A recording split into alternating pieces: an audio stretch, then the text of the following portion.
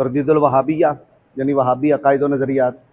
اچھا، سب سے پہلے میں ایک بات جو ہے نا وہ وضاحت کر دوں، چونکہ عموماً کمنٹ پہ سوالات پہ سوالات لوگ کر رہے ہیں۔ میں انشاءاللہ سارے سوالوں کا جواب بھی ترتیب کے ساتھ دوں گا، جو بھی مسئلہ اٹھایا گیا اس موضوع پر جو ہمارا تاریخ وہابیت شروع ہوا ہے، اس پر مختلف قسم کے لوگوں کے سوالات ہیں، انشاءاللہ ان کے جوابات آئیں گے۔ لیکن ایک بات یاد رکھیں کہ ہمارا جو طریقہ کار ہوگا، میں تاریخ وہابیہ بیان کرنے کے بعد تاریخ اہل سنت بھی بیان کروں گا۔ یہ عموماً کثرت سے سوال پوچھا گیا کہ اہل سنت کہاں سے شروع ہوئے ہیں، اہل سنت، پھر اس کے اندر چاروں فقہ، یہ ساری چیزیں میں انشاءاللہ اس پر بھی تفصیل سے یہ چیز ریکارڈ کرواؤں گا۔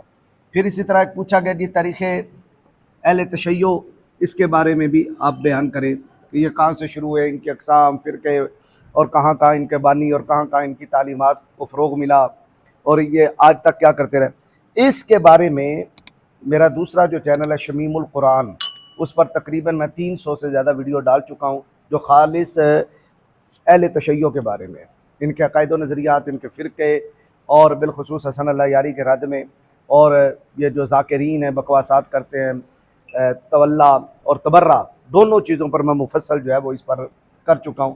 جو تشیع کی تاریخ دیکھنا چاہتا ہے اور عقائد و نظریات کو دیکھنا چاہتا ہے، میرا جو چینل ہے شمیم القرآن۔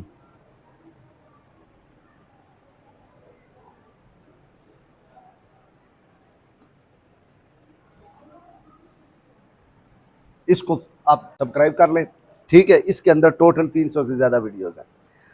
میں انشاءاللہ پھر اس کے بعد جو ہے ایک ایک عقیدہ، مثلا عقیدہ نورانیت ہے، اس میں اہل سنت کا کیا موقف ہے، مخالفین کا کیا ہے، ہمارے دلائل کیا ہیں، ان کے دلائل کیا ہیں، یہ پورا وائٹ بورڈ پر ہم ان کے دلائل ٹوٹلی لکھیں گے، اور ایک ایک دلیل کو ہم جو چیک کریں گے قرآن اور سنت کے ساتھ، پھر ہم اپنے دلائل کو لائیں گے، پھر اس دلائل پر جو ان کا نقد ہوگا، جو اعتراض ہوگا، وہ بھی ہم ذکر کریں گے۔ اسی طرح عقیدہ علم غیب ہے،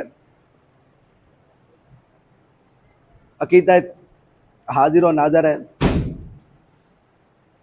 پھر اس پر میں یہ بھی بتاؤں گا کہ کون سا عقیدہ ظنی ہے، کون سا قطعی ہے، اس کی حیثیت کیا ہے، کہ اگر کوئی اس کا انکار کرے تو وہ کس کیٹیگری میں ہے، یہ انشاءاللہ سارا آ جائے گا۔ تو میں انشاءاللہ یہ لیکچر ختم ہوتا ہے تقویت الایمان والا، میں ساتھ ہی جو کمنٹوں کے ذریعے سوالات آئے، میں انشاءاللہ ان کا بھی جواب دوں گا۔ بات سمجھ آ رہی ہے؟ لیکن ایک بات یاد رکھیں، علم کا رد علم سے ہوتا ہے، گالی سے نہیں ہوتا۔ اب نیچے گالیاں ہیں، دھمکیاں ہیں، اس کا کیا مطلب ہے کہ آپ کے پاس دلیل نہیں ہے۔ اگر دلیل ہوتی تو آپ دلیل دیتے۔ اگر میں نے ایک ویڈیو بنائی ہے، تو اگر میری بات آپ کو لگتی ہے کہ قرآن و سنت کے خلاف ہے، حقائق کے خلاف ہے، تو آپ ویڈیو بنائیں، میری طرف بھیجیں، میں اس کو چیک کروں گا۔ اگر غلط ہوا تو رجوع کروں گا، اگر آپ کا کہنا غلط ہوا، قابل اصلاح ہوا، تو میں مزید ویڈیو بناؤں گا۔ لیکن اس کا یہ مطلب نہیں کہ آپ گالی دیں۔ اور الحمدللہ میں نے یہ 3-4 لیکچر آپ کو دیے ہیں، کسی ایک لیکچر میں میں نے گالی دی ہو کسی کو، کافر کہا ہو کسی کو؟ ہاں، مد مقابل اس زمانے کے علماء نے جو انہیں کہا وہ میں نے بیان کر دیا ہے، لیکن میں نے ذاتی طور پر کسی کو نہ کافر کہا اور نہ میں نے کوئی گالی دی ہے، کیونکہ یہ اہل علم کا شیوا نہیں ہے گالی دینا اور کسی کو کافر کافر کافر کہہ کے دوڑ پڑنا۔ اور اعلیٰ حضرت نے کیوں کہا، علامہ خیر آبادی نے کیوں کہا، اس کے سارے پس منظر میں نے آپ کے سامنے رکھ لیے۔ بہرحال میں پھر بھی توقع کروں گا اپنے مخالفین سے کہ وہ چونکہ اپنے آپ کو کہتے ہیں کہ ہم قرآن و سنت کے دائی ہیں اور قرآن و سنت پہ چلتے ہیں، تو قرآن و سنت کے اندر یہ نبی پاک علیہ السلام نے فرمایا کہ مومن لعان نہیں ہوتا، اور بری باتیں کرنے والا نہیں ہوتا، گالی دینے والا نہیں ہوتا، زبان اس کی اچھی ہوتی ہے۔ تو آپ قرآن و سنت کو فالو کرتے ہوئے مجھے جواب دیں آسان طریقے کے ساتھ، اگر غلط ہوا تو میں رجوع کر لوں گا۔ یہ کوئی ہماری ضد ہے؟ میں نے بارہا دفعہ ان لوگوں سے کہا، نہ مجھے جہنم میں جانے کا شوق ہے، نہ آپ کو جہنم میں جانے کا شوق ہے، کچھ غلطیاں ہیں تو آئیے ہم اصلاح کر لیتے ہیں۔ اگر میں غلط ہوا تو میں رجوع کروں گا، توبہ کروں گا، اگر آپ غلط ہیں تو آپ رجوع اور توبہ کریں۔ میں یہ سمجھتا ہوں کہ جس کتاب نے آ کے ہندوستان کے اندر مسلمانوں کو ٹکڑے ٹکڑے کیا ہے، وہ یہ کتاب ہے، جس سے پہلے مسلمان ٹکڑے ٹکڑے نہیں تھے۔ اس کے اندر جو لگاتار انبیاء اکرام کی گستاخیاں کی گئی، بات رسومات و رواج سے شروع ہوئی تھی کہ اس کا رد کرنا تھا، اس کا بتانا تھا کہ کون سی رسم اچھی ہے، کون سی رسم बुरी है। लेकिन टोटल रसूमात और रवाजात को शाह साहब ने सवाए बिदत और गलत कहने के, मकरूह कहने के, डायरेक्ट शिरक का फतवा लगाया और उम्मत मुस्लिमा को क्या बना दिया? बोलिए भाई, मुशरिक बनाया। और हदीस शरीफ है, जो किसी को काफिर कहता है इन दोनों में से एक काफिर जरूर हो जाएगा, अगर वो नहीं है तो खुद हो जाएगा। बल्कि एक हदीस पाक है मुस्नद अबू याला में, तवज्जो से, मुस्नद अबू याला में नबी कायनात जाने दो आलम सल्लल्लाहु अलैहि वसल्लम ने इरशाद फरमाया, मुझे खतरा है उस बंदे पर जो कुरान बहुत पढ़ेगा। कुरान कुरान कुरान कुरान कुरान कुरान कुरान, ये लिखा है कुरान में, वो लिखा है कुरान, अत्ता के कुरान का नूर उस पर चढ़ जाएगा। लोग उसको कुरान की वजह से जानेंगे ना, इतना नूर चढ़ेगा। यार ये तफसीर कुरान बयान करता है।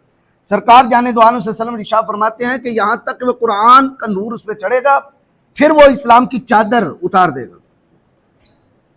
क्या मतलब है? सलामती नहीं रहेगी उसकी जुबान पे, शिद्दत आ जाएगी और शिद्दत में आके अपने पड़ोसी को कत्ल करेगा, बम ब्लास्ट करेगा, गोली मारेगा, आवाज दबाएगा। आके करीम अलैहिस्सलाम से पूछा गया वो किस सबब से, पड़ोसी ने क्या जुर्म किया था जिसको ये बंदा, कुरान पढ़ने वाला जो बंदा है, ये गोली मारेगा और कत्ल करेगा, इसके ऊपर चढ़ेगा। आके करीम अलैहिस्सलाम ने फरमाया कि वो इस पर शिरक का फतवा लगाएगा। क्या फतवा लगाएगा? शिरक का, छोटी चीज शिरक। आपके मुखालिफ भी कोई उठ गया बस मुशरिक, यानी इसका मतलब है कि आप तौहीद का कोई बहुत बड़ा थंब है ना, शिरक का फतवा लगाएगा। मुस्नद अबू याला में भी है, तफसीर इब्ने कसीर सूरह आराफ की तफसीर में भी है। तवज्जो है भाई। यहीं आका करीम अलैहिस्सलाम से एक सहाबी ने पूछा, या रसूल अल्लाह, क्या वाकई वो पड़ोसी मुशरिक होगा जिस पर वो चढ़ दौड़ेगा? इन दोनों में मुशरिक कौन होगा? एक है फतवा लगाने वाला कायल, और एक है जिस पर फतवा लगा। जी, मकतूल जो होगा, ये एक है कातिल और एक मकतूल, ये मुशरिक होगा, ये होगा। हजूर ने फरमाया फतवा लगाने वाला मुशरिक होगा। बात क्या है कि अगला बंदा अगर मुशरिक नहीं है तो लगाने वाला क्या हो जाएगा? फतवा लगाने वाला मुशरिक। अगला काफिर नहीं है तो फतवा लगाने वाला क्या हो जाएगा? काफिर। ये बड़ी एहतियात चाहिए किसी को काफिर कहने में। इतने सादहा कुफ्र गिनवाने के बाद भी आला हजरत इमाम अहमद रजा खान फाज़े बरेली ने शाह इस्माइल को काफिर नहीं कहा। ये भी नीचे कमेंटों में पूछा गया, जी अहमद रजा कहते हैं जो काफिर को काफिर ना कहे वो खुद काफिर है, गुस्ताखे रसूल काफिर होता है, खुद क्यों नहीं काफिर का? मैं उसकी भी वजह बताता हूं, अभी सब्र करें। तो बात समझ आ रही है? हाँ जी, इनको पता तो है नहीं, बस कभी इल्म की हवा खाएं, इल्म के मजालिस में बैठे तो उनको पता हो इल्तिजाम कुफर क्या है, लज़ूम कुफर क्या है, किस कब जाके मुफ्ती जो है वो कुफर का फतवा देता है, किसी को काफिर कहता है। कौल का कुफर होना और बात है, कायल का काफिर होना और बात है। ये बात समझ आ रही है? हाँ जी, ये मैं सारी बातें समझाऊंगा। ये बात समझ आ गई? हदीस शरीफ मुस्नद अबू याला में भी है, और किसके अंदर है जी? तफसीर इब्ने कसीर, सूरह आराफ की तफसीर में ये चीज लिखी है, जहां वो जिक्र आता है कि बनी इसराइल के अंदर जब जंग होने लगी कौम अमालका के साथ, कौम अमालका में एक बंदा रहता था बलअम बाऊर, बड़ा पढ़ा लिखा अहले इल्म बलअम बिन बाऊर, इसमें आजम उसे याद था, लेकिन नबी के मुकाबले में आया तो अल्लाह ताला ने उसकी कुरान में मिसाल कुत्ते की तरह दी है। लालच में आ गया ना, नबी के खिलाफ लालच में आ गया, सोना चांदी सारा, वो नबी के खिलाफ बददुआ करने लगा तो उसकी जुबान से नबी और नबी अलैहिस्सलाम की कौम बनी इसराइल के खिलाफ बददुआ निकलने की बजाय अल्लाह रब्बुल आलमीन ने उसकी जबान से उसकी अपनी कौम के खिलाफ बददुआ निकलवा ली। कौम ने कहा ये तू क्या कर रहा है, तू तो हमारे खिलाफ हो गया। कहने लगा जुबान मेरे काबू में नहीं है। बलअम बिन बाऊरा का जिक्र जहां सूरह आराफ में चलता है, उसकी तफसीर के नीचे इमाम इब्ने कसीर ने इस हदीस को नकल किया कि हुजूर फरमाते हैं, जाने जाना सल्लल्लाहु अलैहि वसल्लम, मुझे एक ऐसे बंदे पे खतरा है जो कुरान बड़ा पढ़ेगा, हत्ता कि कुरान का नूर उस पे चढ़ेगा, फिर वो इस्लाम की चादर उतारेगा और क्या करेगा? पड़ोसी को कत्ल करेगा। पूछा गया किस सबब से? शिरक के पर, शिरक का फतवा उस पर लगाएगा। आका इन दोनों में मुशरिक कौन होगा? फरमाया बलरामी, शिरक का फतवा देने वाला खुद मुशरिक हो जाएगा। ये बड़ी एहतियात चाहिए किसी को काफिर कहने में, मुशरिक कहने में। तक़वियतुल ईमान की एक इबारत पढ़ रहे थे, आखिरी इबारत जहां हमारा सबक जो हमने रोक दिया वो क्या था? उस शहनशाह की तो ये शान है कि एक हुक्म कुन से चाहे تو کروڑوں جن، فرشتہ، انسان، آدمی وغیرہ وغیرہ وغیرہ وغیرہ جبریل اور محمد کے برابر پیدا کر ڈالے. یہی پڑھی تھی عبارت. تو ہم نے کہا تھا کروڑوں محمد تو درکنار، دوسرا محمد بھی اس جہان میں پیدا نہیں ہو سکتا. کیوں کہ ذات محمد مصطفیٰ صلی اللہ علیہ وسلم کی خاص جو اوصاف کمالیہ ہیں اور شروط ہیں وہ صرف ایک ہی ہستی میں پائی جاتی ہیں. اگر بعین ہی اسی طرح کی صفات دوسری ہستی میں پائی جائیں تو دونوں میں محمد کون ہوگا؟ بس میں ایک مثال دے دوں. عقلی طور پر دیکھیے جی، عقلی طور پر ہم نے اب تک کیا پڑھا؟ حضور کیا ہیں جی؟ اول الخلق. یہ پڑھا، اسی کو میں سمجھاتا ہوں. اگر دو محمد ہوں، کتنے محمد؟ یعنی دوسرا محمد ہم فرض کر لیں تو ان دونوں میں جو ہے وہ اول الخلق کون ہوگا؟ اگر کہیں کہ دونوں بیک وقت اول الخلق ہیں، اول الخلق، تو پھر اول الخلق مطلق نہ رہے. مطلق کا معنی پھر ایک کہ یہ اور یہ جو ہے باقی مخلوق میں تو اول ہے لیکن اس سے اول، کیونکہ یہ تو برابر میں پیدا ہوا ہے. اور یہ پھر پوری مخلوق میں تو اول ہے لیکن اس سے اول نہیں. تو یہ بھی اول خلق مطلق نہ رہا اور یہ بھی مطلق نہ رہا. جبکہ محمد کی صفت میں ہے وہ کیا ہوا؟ اول الخلق مطلق ہو. بات سمجھ آ رہی ہے؟ دوسرا ہم نے کیا پڑھا تھا؟ رحمت للعالمین. تو کیا پڑھا اس میں؟ رحمت للعالمین. ما سوی اللہ جو کچھ ہے وہ سارا کیا ہے؟ عالم ہے. ما سوی اللہ، اللہ کے سوا جو کچھ ہے وہ سارا کیا ہے؟ عالم ہے. تو اب پوچھنا ہے کہ یہ بھی ما سوی اللہ ہے، یہ بھی ما سوی اللہ ہے، تو اس کی اس پر رحمت ہے، اس کی اس پر رحمت ہے. اور اگر آپ کہیں کہ دونوں ایک دوسرے پر رحم نہیں کر رہے، باقی پہ کر رہے ہیں، تو پھر رحمت للعالمین مطلق نہ رہا، مقید بن گیا نا کہ ایک فرد خارج ہو گیا. جبکہ ذات محمد صلی اللہ علیہ وسلم کے لیے شرط کیا ہے؟ وَمَا أَرْسَلْنَاكَ إِلَّا رَحْمَةً لِّلْعَالَمِينَ. یہ بھی ہم نے پڑھ لیا. تو اچھا، اگر دونوں برابر ہیں تو مطلق نہ رہے. اگر آپ یہ کہیں کہ ایک اول ہے دوسرا تھوڑا سا ثانی ہے، تو جو ثانی ہے پھر وہ محمد نہ رہا. اب تک ہم نے کیا کیا دلائل پڑھ لیے؟ اول الخلق پڑھ لیا، اور کیا پڑھا ہے جی؟ اور کیا پڑھا ہے؟ رحمت للعالمین پڑھ لیا. اور صفت رسول الخلق کافہ، رسول الخلق کافہ، ٹھیک ہو گیا. اور چوتھی صفت جو ہے وہ صفت محمد صلی اللہ علیہ وسلم، وہ کیا ہے؟ افضل الخلق کافہ. پوری مخلوق میں سب سے افضل، فرشتوں سے بھی، انسانوں سے بھی، پوری کائنات میں بعد از خدا بزرگ تو ہی قصہ مختصر. تو اب اگر کوئی اور محمد مان لیں تو وہ افضل الخلق کافہ ہوگا، تو کیا یہ اس سے افضل ہوگا؟ اگر اس سے افضل ہوئے تو یہ مفضول ہو گئے. تو جب یہ مفضول ہوئے تو نعوذ باللہ تم تو چلے تھے دوسرا محمد پیدا کرنے، تو اصل محمد صلی اللہ علیہ وسلم پر ہی نقب ڈال دی. اور اگر کہیں کہ وہ مفضول ہوگا تو پھر وہ محمد نہ رہا، کیونکہ محمد کے لیے شرط کیا ہے کہ وہ افضل الخلق کافہ ہونا چاہیے. اس کی کیا دلیل ہے کہ حضور ساری کائنات میں سب سے افضل ہیں؟ یہ عقیدہ وہ ہے جس پر پوری امت محمدیہ صلی اللہ تعالی علیہ وسلم کا اجماع ہے. صحابہ کرام سے لے کر آج تک پوری امت کا کوئی فرد ایسا نہیں ہے جو اس اجماع سے خارج ہے. سب کا عقیدہ کیا ہے؟ سب سے اولا ہو اعلیٰ ہمارا نبی، سب سے بالا ہو والا، خواہ وہ فرقہ تشیع سے ہو، فرقہ تسنن سے ہو، کرامیہ ہو، معتزلہ ہو، قدری ہو، جبری ہو، کوئی ہو، جتنے مرضی گروہ بن جائیں، 73 گروہ بن جائیں، ان سب گروہوں کا یہی عقیدہ ہے کہ افضل الخلق کافہ کون ہے؟ آپ صلی اللہ تعالیٰ علیہ وآلہ وسلم. بعض ناہنجار جو ہوتے ہیں نا، ان کی صحبت میں بیٹھ کے نا عقیدے اپنے خراب کر لیتے ہیں. مولوی بڑے سیانے ہوتے ہیں، یہ بات یاد، مولوی بچاؤ کر کے نا بڑے نکل جاندے ہیں، ہمارا یہ مطلب نہیں تو وہ مطلب. میں ایک جڑاوالا کے قریب ایک گاؤں ہے، دوران طالب علمی وہاں میں گیا تراویحوں کے سلسلہ میں. وہاں ایک شخص نا نواں جو ہو رہا تھا، وہابی اور ساتھ مجاہد بھی بن رہا تھا اور وہابی بھی تھا. ایک دن نماز فجر کے بعد میرا جو درس ختم ہوا تو وہ آ گیا، کہنے لگا آپ کہتے ہیں کہ نبی کریم صلی اللہ تعالی علیہ وآلہ وسلم سب سے افضل ہے. اگر حضور افضل ہوتے تو نبی پاک علیہ الصلوۃ والسلام کا نام جو ہے وہ 4 مرتبہ قرآن میں آیا ہے. حضرت موسیٰ علیہ الصلوۃ والسلام کا کئی دفعہ آیا ہے. حضرت موسیٰ علیہ السلام افضل ہے، ہمارے نبی افضل نہیں ہے. میں نہیں سمجھتا کہ وہابیوں نے اس کو یہ پڑھایا ہے، میں یہ سمجھتا ہوں ان کی صحبت میں بیٹھ کے ایسا ہوا ہے. جب ذکر کرنا ہی نہیں حضور جانے جانا کا، اور اپنی خاص میٹنگوں کے اندر حضور کے کمالات کی، تصرفات کی، علم غیب کی، حضور کے اختیارات کی نفی کرنی ہے، یہ بھی نہیں یہ بھی نہیں، تو سننے والے پھر کیا کریں گے؟ استاد پھسلے 1 فٹ، شاگرد جاوے 10 فٹ. ہاں جی، بات سمجھ آ رہی ہے؟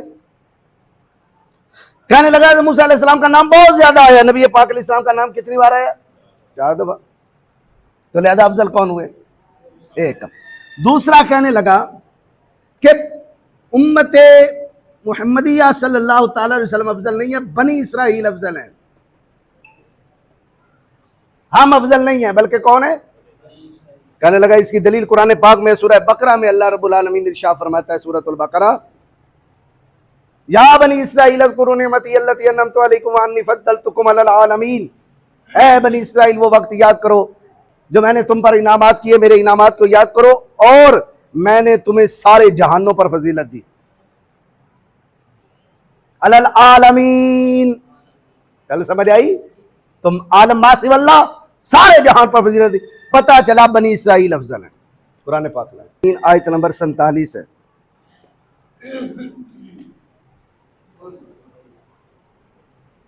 اور یہ 2 مرتبہ آیت آئی ہے سورہ بقرہ میں، آیت نمبر 47، اور اسی سورہ بقرہ میں آیت نمبر ہے 122. ہاں جی، میں نے کہا کہ قرآن میں ہی لکھا ہے کہ امت محمدیہ سب سے افضل ہے. کہنے لگا جی کہاں لکھا ہے؟ میں نے کہا یہ تھا پہلا سپارہ، آپ نکالو 4تھا سپارہ. 4تھے سپارے میں سورہ آل عمران میں اللہ رب العالمین نے آیت نمبر 110 میں ارشاد فرمایا، آل عمران آیت نمبر 110 میں فرمایا، کنتم خیر امت اخرجت للناس تأمرون بالمعروف وتنہون عن المنکر وتؤمنون باللہ.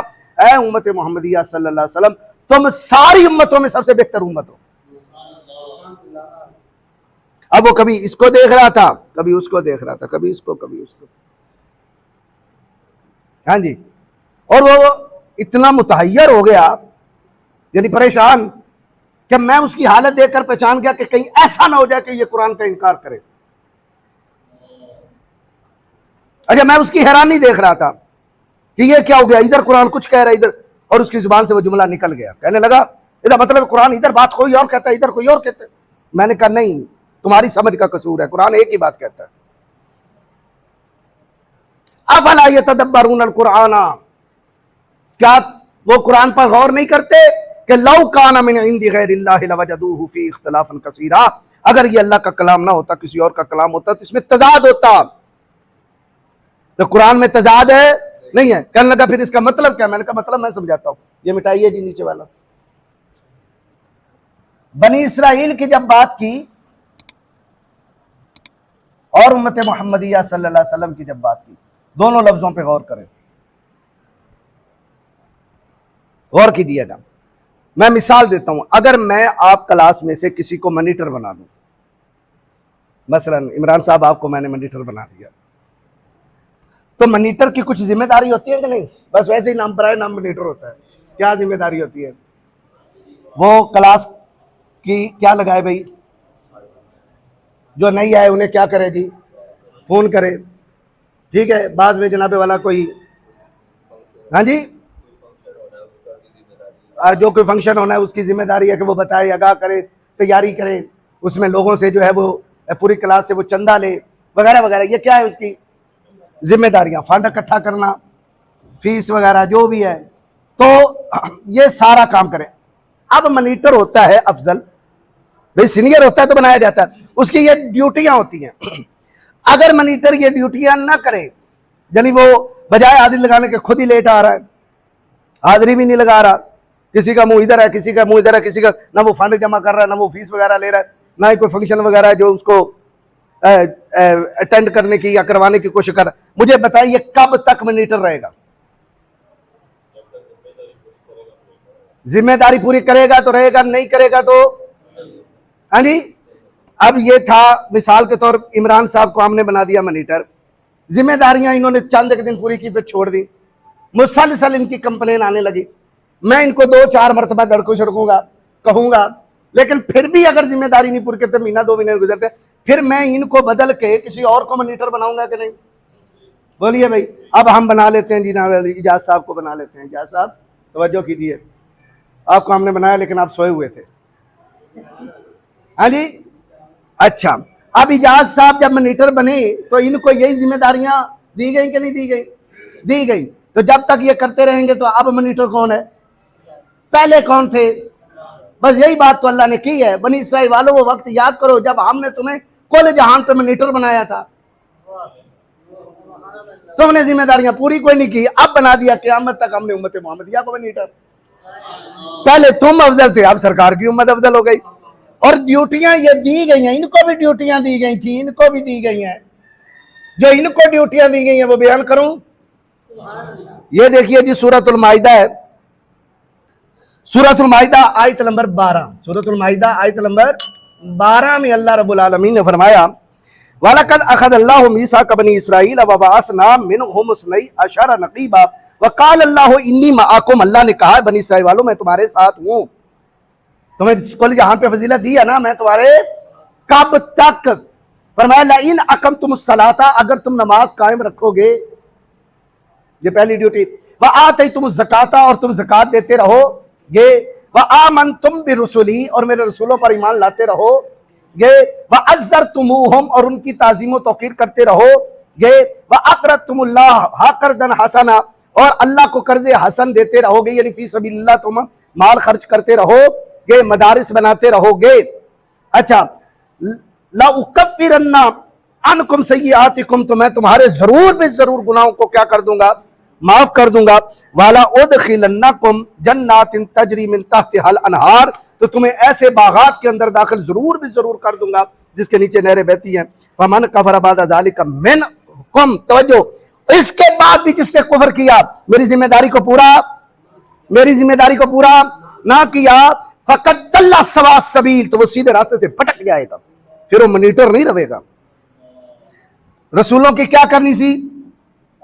تعظیم. الٹا کیا کر دیا؟ نبیوں کو قتل کیا. یقتلون النبیین بغیر الحق, نبیوں کو ذبح کر دیتے تھے. ہاں جی بنی اسرائیل کئی انبیاء کو شہید کیا. حضرت زکریا علیہ السلام کو انہوں نے شہید کیا, حضرت یحییٰ علیہ السلام کو شہید کیا. حضرت یحییٰ علیہ السلام کا سر کاٹ کے تھال پہ رکھ کے وقت کے بادشاہ کے آگے بطور تحفہ پیش کیا گیا.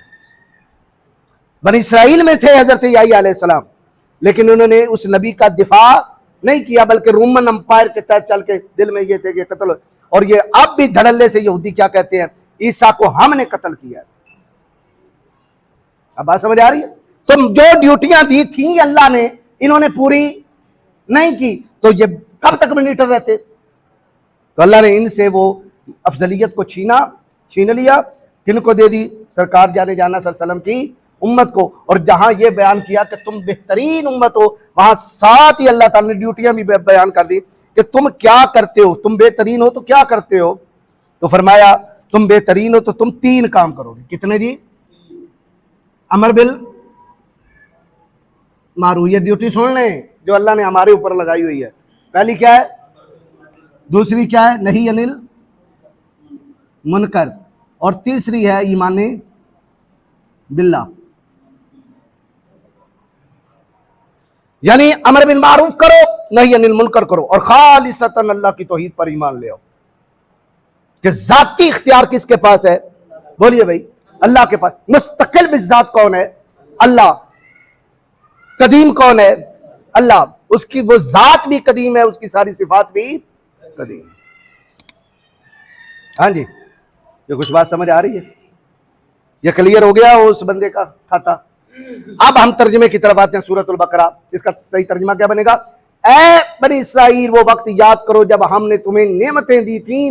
وَإِنِّي فَضَّلْتُكُمْ عَلَى الْعَالَمِينَ, اور تمہیں سارے جہان پر فضیلت دی تھی. اب نہیں ہے. اب کس کے پاس فضیلت ہے؟ اب افضلیت کن کے پاس ہے؟ کنتم خیر امۃ اخرجت للناس تامرون بالمعروف. جی ہاں بنی اسرائیل سے بس. اور بنی اسرائیل گئے.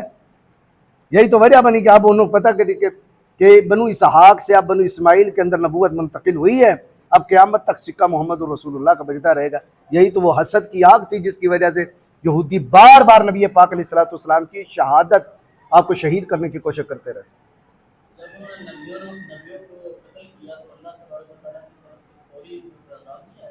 ہاں جی جی جی. اب اس کے بعد ذلت شروع ہو گئی بنی اسرائیل کی. اب تک کیا ہے؟ عزت بھائی ہے. ذلیل ہو گئے. ان کے ملک چھینتے چلے گئے. عزتیں ذلت میں بدل گئیں. اور در بدری ان کے مقدر میں ہوگی. اللہ تعالیٰ نے قرآن پاک میں یہی بیان کیا فَبَاءُوا بِغَضَبٍ عَلَىٰ غَضَبٍ. اور وہ اللہ کے غضب کا شکار ہوتے گئے. آگے کیا کہا؟ وَضُرِبَتْ عَلَيْهِمُ الذِّلَّةُ وَالْمَسْكَنَةُ. ان کے اوپر ذلت بھی مقدر ہو گئی اور مسکنت بھی. مسکنت کہتے ہیں ایک جگہ پہ نہ ٹکنا. در بدر در بدر در بدر در بدر. جڑے ملک رہے انہیں ٹھڈے مارے نکلو اتھوں. 2000 سال تک یہ بنی اسرائیل یہ یہودی در بدر رہے ہیں. اب اقوام متحدہ کی چھت کے نیچے آئے ہیں اور تھوڑے سے آئے ہیں تو بس زمین میں فساد مچا دیا. پھر بھی بات سمجھ آ رہی ہے؟ یہ در بدری ان کے مقدر میں ہے. اب سوال پیدا ہوتا ہے اگر در بدری ان کے مقدر میں ہے تو اب کیوں ٹکے ہیں؟ تو یہ بات اللہ نے خود قرآن پاک میں بیان فرمائی ہے کہ در بدری تمہارے مقدر میں ٹکو گے 2 صورتوں میں. یا تو تم اللہ کی چھتری کے نیچے آ جاؤ یعنی مسلم ہو جاؤ, یا پھر لوگوں کی چھتری کے نیچے آ جاؤ. آج کل لوکاں دی چھتری تھلے میں اقوام متحدہ UNO امریکہ کی چھتری کے نیچے. لیکن حال کیا ہوگا قرب قیامت جب حضرت عیسیٰ علیہ السلام آئیں گے پھر مجاہدین ملیں گے, جہاد جاری ہوگا. اس وقت ایک یہودی بھی زندہ نہیں بچے گا, سب قتل کر دیا جائیں گے. جب آخری یہودی بھی قتل ہو جائے گا دنیا میں امن ہی امن ہو جائے گا. تب تک اب امن والا تصور نکال دیں.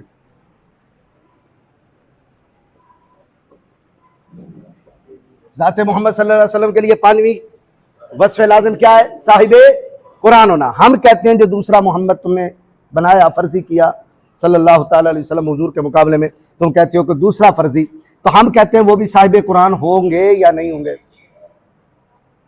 اگر وہ صاحب قرآن ہوں گے تو الحم سے لے کر والناس تک جو کچھ قرآن میں وہی قرآن اترے گا. اگر اترے گا تو چا جام مانا دارت بھئی اصل نسخہ تو موجود ہے, دوبارہ اتارنے کا مقصد کیا ہے؟ اور اگر اس قرآن کے مد مقابل دوسری آیات بینات ہوں گی تو پھر وہ قرآن نہ رہا, کیونکہ وہ تورات زبور انجیل یہ بھی تو کلام الہی ہے. اس کو ہم کلام الہی تو کہہ سکتے ہیں اگر وہ فرض محال کر لیا جائے. کلام الہی تو ہو سکتا ہے لیکن قرآن اور محمد صلی اللہ علیہ وسلم کا صاحب قرآن ہونا کیا ہے؟ لہذا دوسرا محمد ممکن نہیں ہے. کتنی باتیں ہو گئی؟ اور چھٹی جو لازمہ وصف ہے وہ کیا ہے؟ خاتم الانبیاء ہونا. اگر آپ کہیں دوسرا محمد بھی خاتم النبیین ہے تو سوال یہ ہے کہ دونوں میں سے آخری کون ہے؟ تو جو آخری ہوگا وہی محمد ہوگا.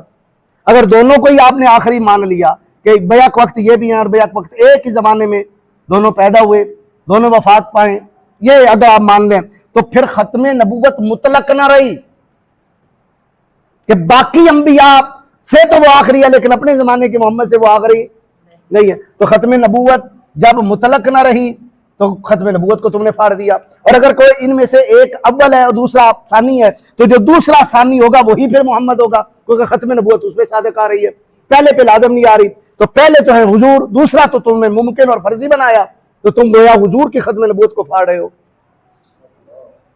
اور حضور کا خاتم النبیین ہونا قرآن کی نص سے ثابت ہے. سورۃ الاحزاب آیت نمبر 40 ما کان محمد ابا احد من رجالکم ولکن رسول اللہ وخاتم النبیین. ٹھیک ہو گیا؟ یہی وجہ ہے شاہ اسماعیل نے کیا کہا کروڑوں, بتائیے محمد صلی اللہ علیہ وسلم پیدا ہو کر سکتا ہے اللہ, کروڑوں محمد کی بات کی. اب محمد کے لیے تو یہ تھا کہ محمد کا جزو صفت لازم کیا ہے؟ خاتم الانبیاء. اب ختم نبوت کا عقیدہ خراب کرنے کے لیے ایک مولوی صاحب اٹھے, انہوں نے پوری کتاب لکھ دی تحذیر الناس. تحذیر الناس, اس کا بھی میں آپریشن کروں گا انشاءاللہ, لیکن علمی, میں کسی کو کافر نہیں کہوں گا.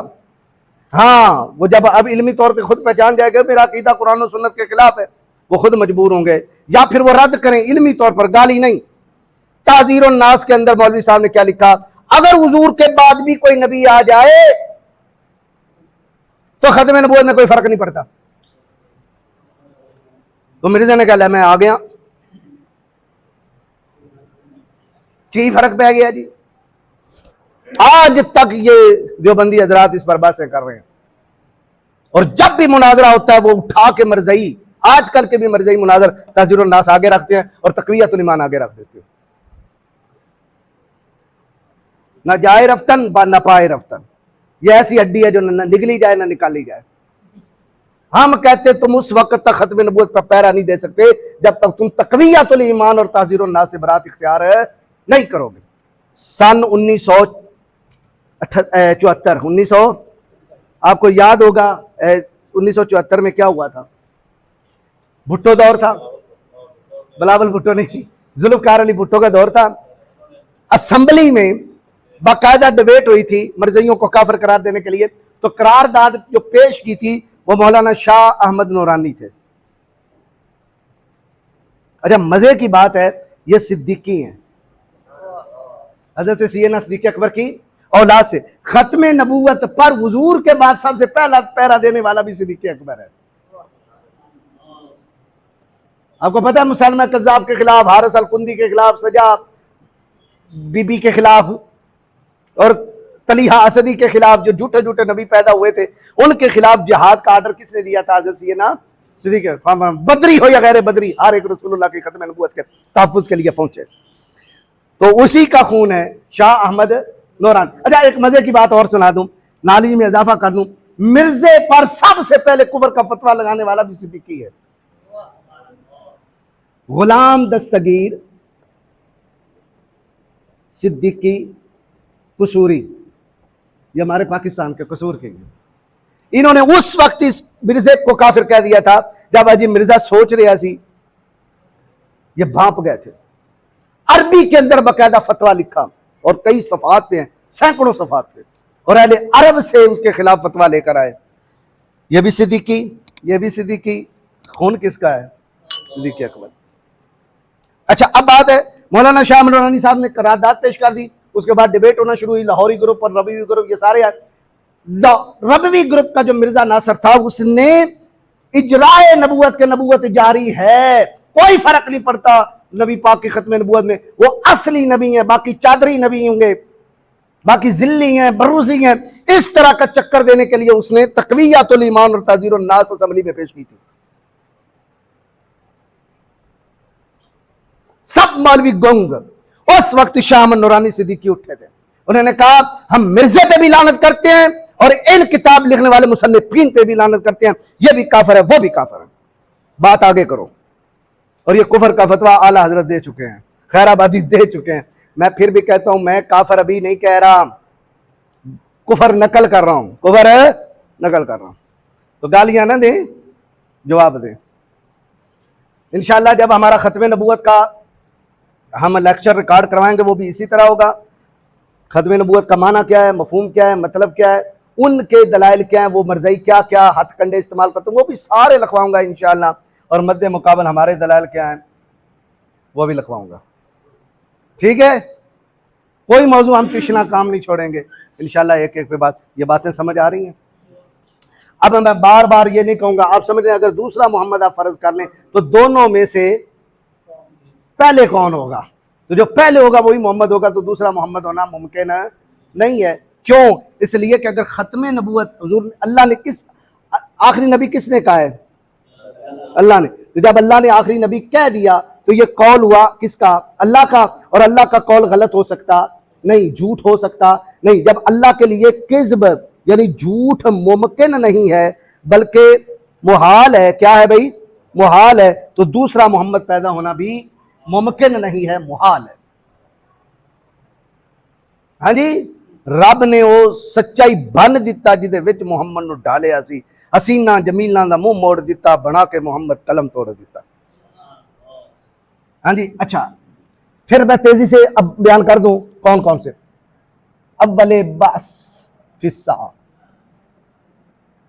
قیامت کے دن جب ساری مخلوق کل من علیہا فان ویبقی وجہ ربک ذو الجلال والاکرام، پھر وعدہ الہی آئے گا، قیامت آ جائے تو قبروں سے جب اٹھائے جائیں گے، سب سے پہلے جس ہستی کی قبر شک ہوگی وہ محمد الرسول اللہ صلی اللہ علیہ وسلم ہے۔ حضور سے قیامت کا آغاز ہوگا۔ حضور جانے جانا نے فرمایا انا اول من تنشق عنہ الارض ولا فقرا، سب سے پہلے میری قبر پھٹے گی، میں اپنی قبر انور سے باہر نکلوں گا، اور شان کیا ہوگی، 70,000 فرشتہ حضور کا استقبال کرنے کے لیے ہوگا، جس میں سے 1000 فرشتہ حضور کے ارد گرد سفید موتیوں کی طرح گھوم رہا ہوگا، طواف کر رہا ہوگا، پنجابی جانتے ہیں جھمبر پا رہا ہوگا، اور سب کی زبان پہ کیا ہوگا، درود و سلام ہوگا۔ ہاں جی یہ ایک شان۔ دوسری حضور فرماتے ہیں میں اول و شافع ہوں، کیا ہوں؟ ہر نبی شافع ہے لیکن حضور کے بعد حضور سب سے پہلے شفاعت کا دروازہ کھولیں گے۔ یہ ہم نے شفاعت کبریٰ کے چیپٹر میں پڑھ لیا تھا کہ جانے جانا صلی اللہ تعالی وسلم سر سجدے میں رکھیں گے، اللہ فرمائے گا یا محمد ارفع رأسک وسل توتا واشفع تشفع، بھی پیارے سر اٹھا مانگ دیا جائے گا، شفاعت کر تیری شفاعت قبول ہو جائے گی۔ اول و شافع بھی ہیں اور اول مشفع بھی ہیں۔ اول و داخل الجنہ بھی ہیں، جنت میں سب سے پہلے کون داخل ہوں گے؟